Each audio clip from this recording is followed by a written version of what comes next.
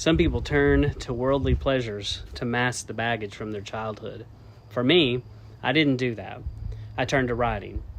And in 2006, God put it on my heart to write about my life and to write my life story down. So I wrote a book. I wrote a book about my life story. And along the way, it was healing for me. I would get to certain people and certain things, and it would force me to think about them and readdress them. And it would also encourage me when I got to these things, I would call people up and say, hey, thanks for helping me. Thank you. And it was a healing journey that I had to go on. It helped me forgive. It helped me work through the pain and get to healing.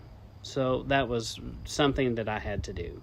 This process took over 10 years just for me to start writing and start contacting and making peace with all the people that I could.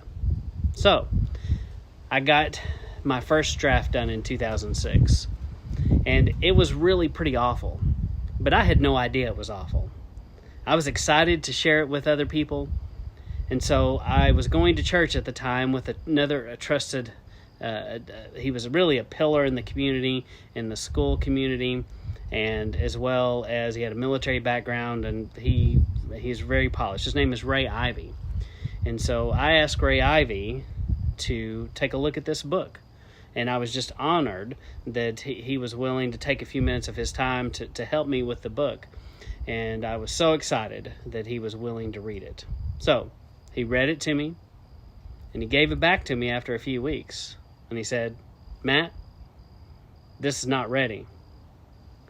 But with a fatherly gentleness, he said, but it's worth pursuing. Don't give up on it. Put it on a shelf for now. Come back to it. It's a great story. It may take a lifetime to tell this story. Come back to it. Keep rewriting it. Be willing to write it 3 or 4 times. Don't give up on it just yet. This is a dream worth pursuing. You should pursue this. Well, this was definitely not the answer that young Matt Cook was looking for. I was expecting him to say, Matt, this is fantastic. I know I've got a friend who's a publisher, and we'll get this right to the publisher, and we'll see if we can't get this published immediately. That's what I thought he would say. Well, in the end, it was the best advice that anyone ever gave me on my book. So, I rewrote it. Later that year, I did shelve it. I got busy raising 3 kids, working, remodeling a house. And so back in 2012 and 2017, and again in 2022, I kept rewriting it 3 to 4 times. Each time was different style, different technique. So, to all of us that may have a little gray in the beard, when a young person comes up to you and asks you for some evaluation of something they've done, may your words be as gracious and kind and gentle as Ray Ivey's were to me, but also honest.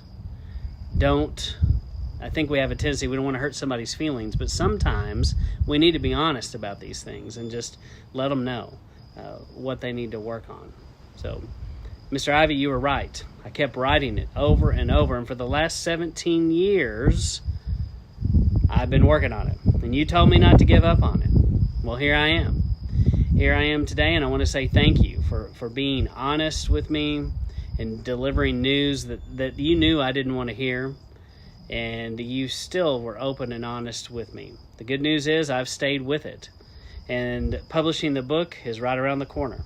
So we're in the process of editing it. We're doing the cover art, and it's getting prepared. So we're looking for it to be published the summer, midsummer to early fall. And so I want to thank you, Ray Ivey, for your leadership and your sage words.